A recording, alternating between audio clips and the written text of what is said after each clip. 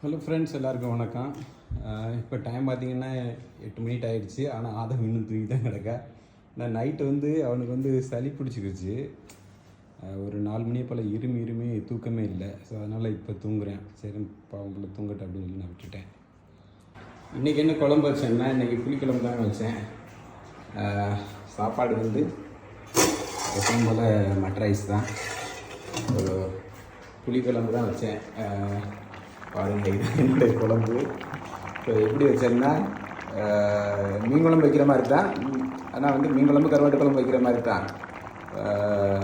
Carrot போட்டிருக்கேன், அப்புறம் உருளைக்கிழங்கு, கொஞ்சம் பீன்ஸு, அப்புறம் கொண்டைக்கடலை போட்டிருக்கேன்.